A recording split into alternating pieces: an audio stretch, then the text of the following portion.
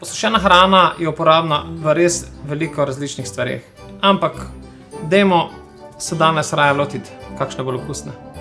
Pride čas oziroma sezona, ko je določenih živil v izobilju in sušenje je odlična stvar, da jih shranimo. Pa si poglejmo, na kakšen način to pripravimo. Najbolj enostavno je, da to naredite v dehidratorju. Če tega nimate, potem lahko to storite v pečici. Najbolj enostavni način je, da jo nastavite na 50 stopinj, vzamete pekač, nanj položite peki papir in vso poljubno sadje ali zelenjavo na tanko narežite, zložite gor in sušite. Čas sušenja je odvisno od živila. Vmes pečico večkrat odprite, se boste s tem spustili ven odvečno paro in skrajšali čas sušenja.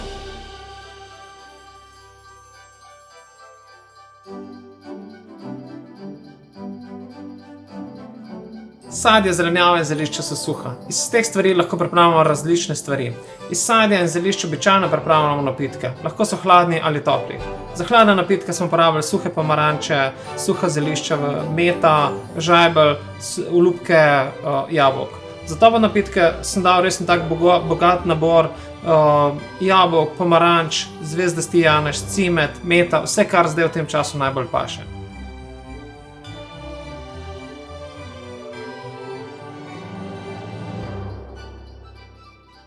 Ne pozabite pa na rdečo peso. Ko jo zmiksate, boste dobili čudovit prah, ki ga lahko dodajate rižotam ali juham. Dale bojo izjemno barvo in res specifičen okus. Prav poseben fenomen so pa gobe, saj so suhe celo še boljše kot sveže, saj dajo bolj poln okus. In zdaj gremo pripraviti na recept iz gob. Tako, ker so prazniki pred vrati in prigrizki vedno prav pridejo, bom pokazal na recept, kako na hitro pripravite en odličen namaz iz suhih gob.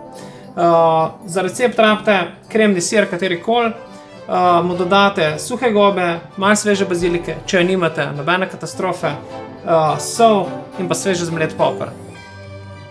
Vse skupaj postrežete na sveže popečenem toplem kruhku. Koščke posušene zelenjave lahko dodajate tudi kruhu. Jaz sem dodal čebulo, ker so bo super podaljka gobam, vi pa lahko izbirate katerokoli kombinacijo. Takoj, ko je kruh pečen, nanj namažemo namaz. Jaz sem danes pripravil poleg goboga še namaz iz rdeče pese ter iz spora in korenčka. Vi lahko uporabite tudi svoje variante posušene zelenjave.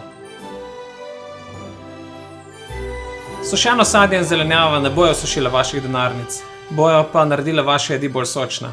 Jaz upam, da sem vam dal ene par navdihov, kako porabiti različno sadje in zelenjavo. Pa vesele praznike vam želim.